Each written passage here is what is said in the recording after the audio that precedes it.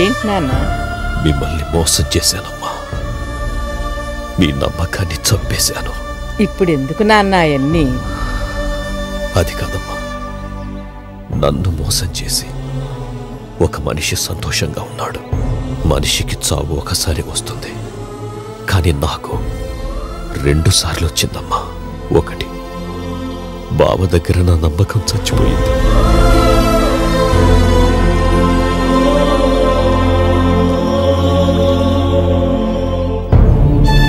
2, మీ దగ్గరిలా.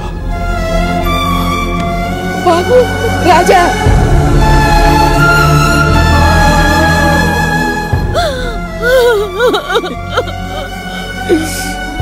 ఆఖరిసారిగా వాడి ముఖంపై నవ్వు, నమ్మకం అలా మిగిలిపోవాలని చివరి కోరిక.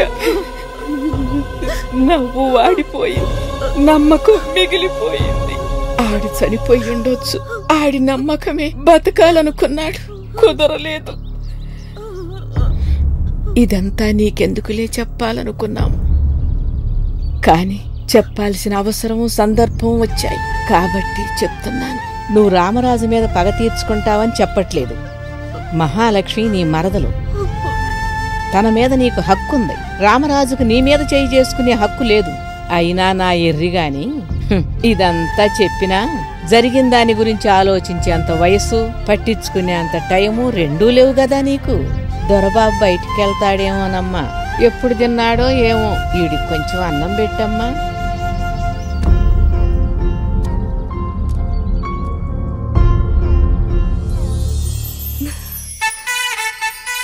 అంటే సుబ్బు నాకు బావవుతాడా?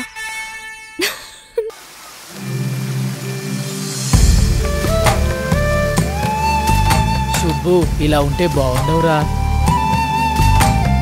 ఏరా, జరిగిన దాని గురించి ఆలోచిస్తున్నావా, జరగాల్సిన దాని గురించి ఆలోచిస్తున్నావా? చచ్చిపోతాడని తెలుసుండి నీళ్ళెలా తాగాడ్రా? అలాంటి ఆయన్ని మోసం చేయాలని ఎలా అనిపించింది? నమ్మకం ఉన్న చోటే మోసం జరుగుతుంది. కానీ ఒక మనిషి నమ్మకం ఇంత గొప్పగా ఉంటుందా?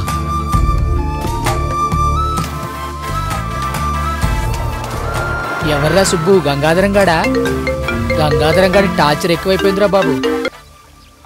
హలో సావిత్రి, ఏమ్మా కోపం వచ్చిందా? కాళ్ళు లేపొచ్చు కదా. చెప్పు.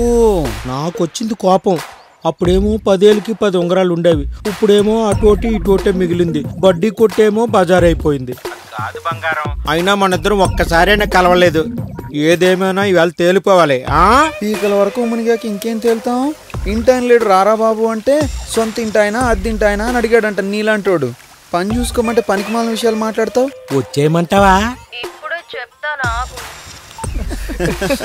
ఇది ఇలా ఉండాలిరా. సరదా కోసం చేసాం, ఏం చేద్దాం?